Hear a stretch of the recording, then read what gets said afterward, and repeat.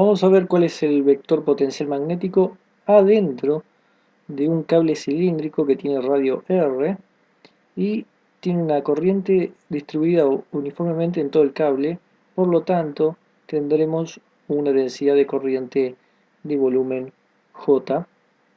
Y entonces, como la relación que vamos a tener entre el vector potencial magnético A y el campo magnético B es hacer el rotor de A, va a ser necesario saber quién es B, el campo magnético, considerando que nos interesa la región adentro del cable.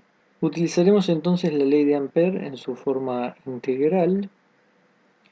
Nos dice entonces que la integral cerrada B de L es igual a mu0 por la corriente encerrada. Entonces, en este caso vamos a tomar un bucle amperiano adentro del cable. El cilindro tiene simetría en Z y simetría en Φ. El único tema es cuando nos movemos en S radialmente. Por lo tanto, bueno, tenemos un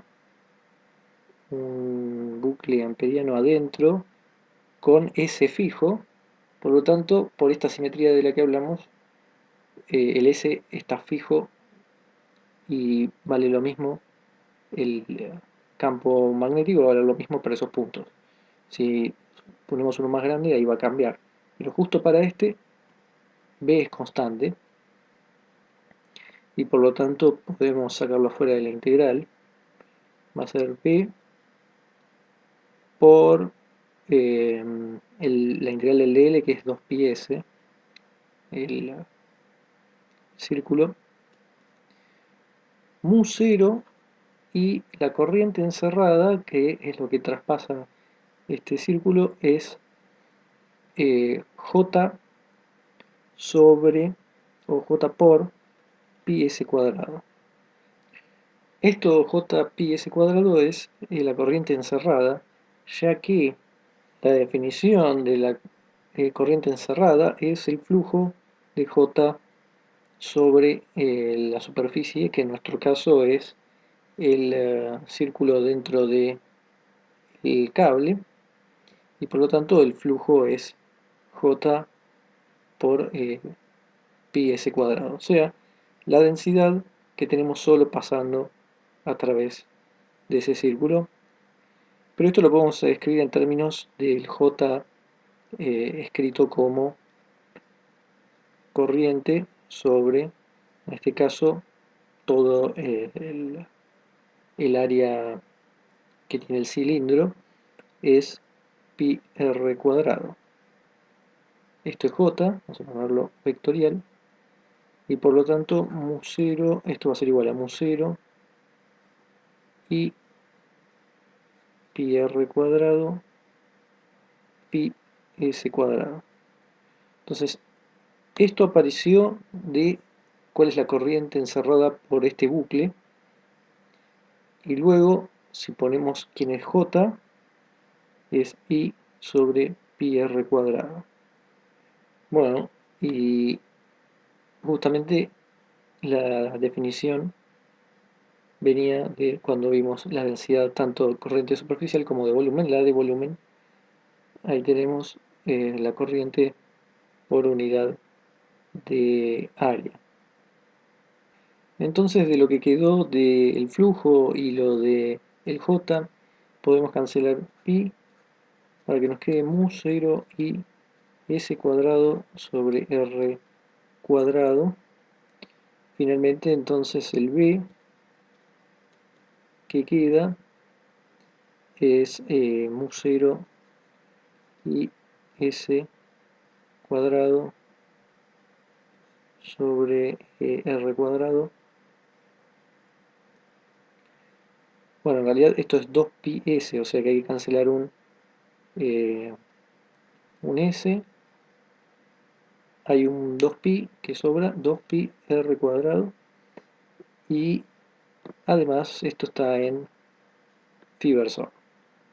Recordemos que solo puede estar en Fiversor porque en Z-versor no podría estar, tendría la misma dirección que la corriente y la ley de Biot-Savart no nos permite eso, y por simetría no puede estar en S, porque si recordamos la ley de Biot-Savart, que básicamente en cuanto a direcciones nos decía que el B iba a estar en la dirección de la integral de I por R.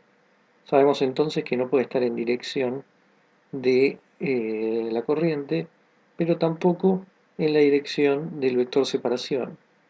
Si tenemos un punto cualquiera que queremos considerar por acá arriba, sabemos que la corriente va a estar en Z para algún lado, pero va a estar en Z. El vector separación depende de dónde vengamos.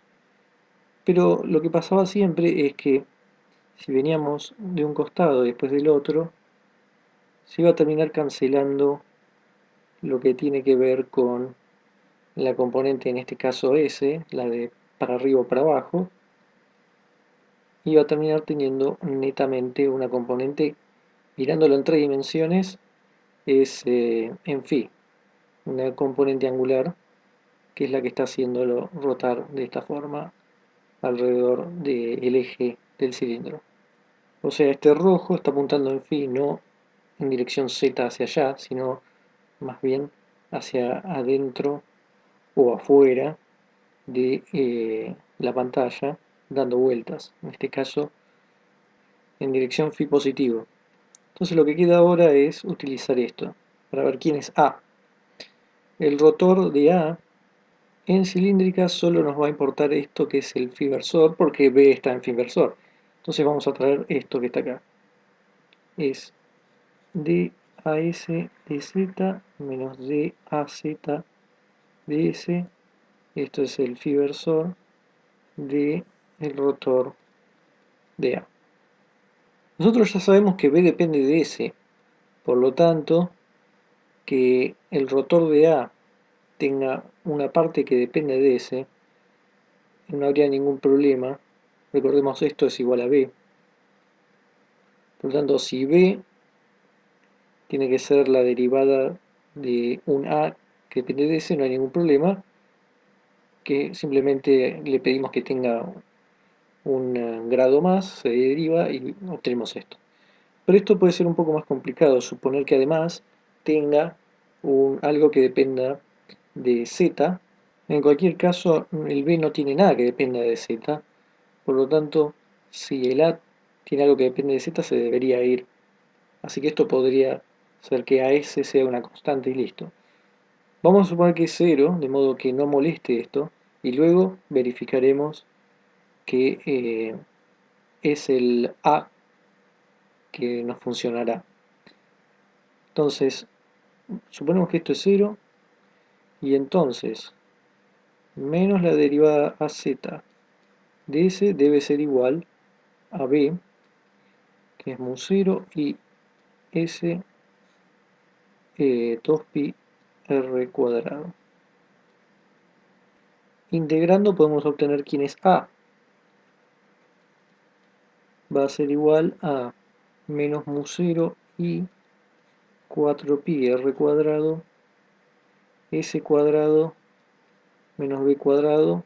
Esto en z versor. B es alguna constante que sale al integrar, pero se puede determinar viendo la continuidad en el borde. ¿Cómo es el campo magnético afuera? Bueno, es el mismo proceso, pero en vez de tomar un bucle adentro, se toma uno afuera.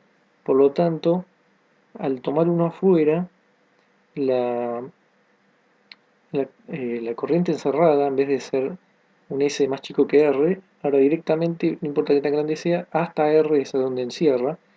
Y eso hace que pi r cuadrado se cancela con el pi r cuadrado de abajo y solo queda mu 0 i de un lado, pero hay que traer lo que el otro lado quede exactamente igual, 2pi s, y sigue siendo en phi versor. Esto es para afuera.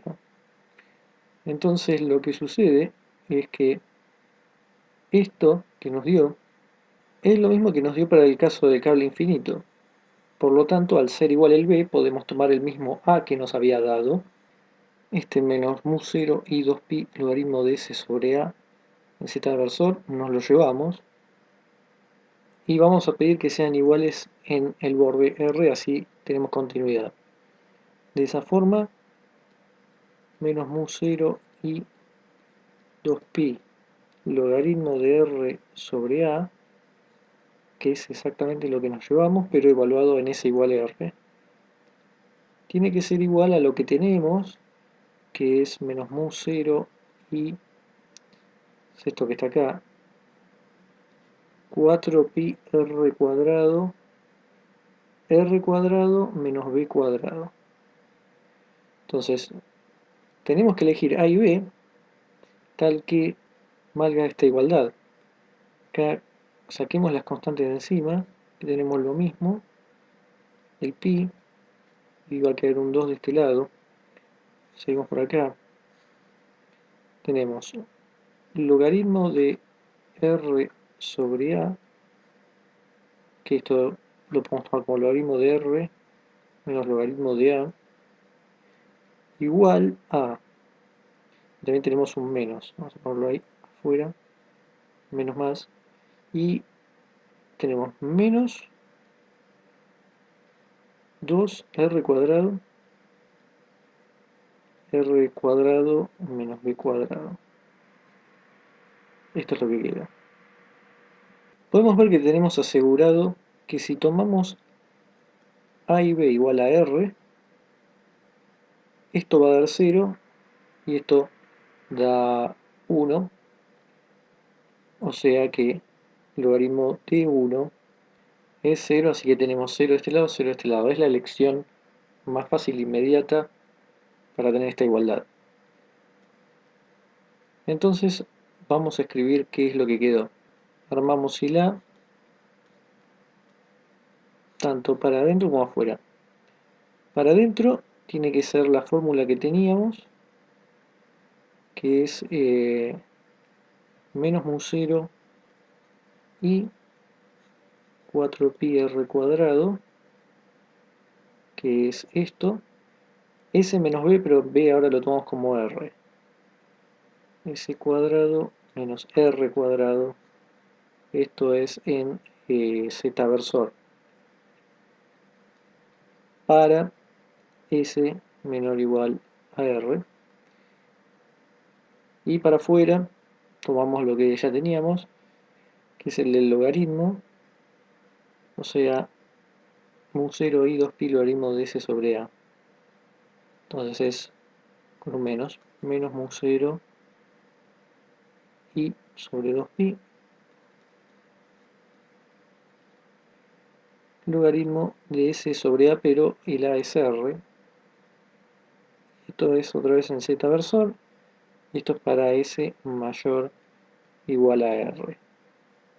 Una observación más que quedó, primero, es que al estar definido de esta forma, la parte de adentro, sabemos que si hacemos el rotor del A que nos quedó, nos va a devolver el B, lo cual es totalmente necesario. Pero aparte, ¿qué ocurre con la divergencia de A?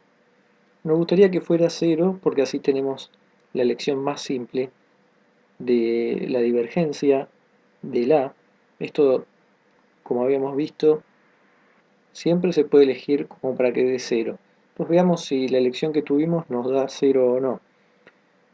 La divergencia en cilíndricas tiene una fórmula de esta forma, pero como solo tenemos componente z, es daz dz. Entonces esto es daz dz, pero automáticamente sabemos que no depende de z, depende de s.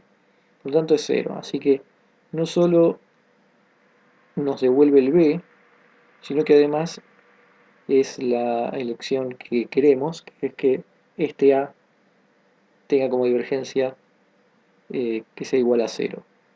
Hablamos de la parte de adentro, porque la parte de afuera ya habíamos hecho ese análisis con el cable infinito y también teníamos que la divergencia era igual a 0 y nos devolvía el b, así que tomando la contribución de ambas, sabemos que el a nos devuelve el b y además su divergencia es 0, que es muy importante.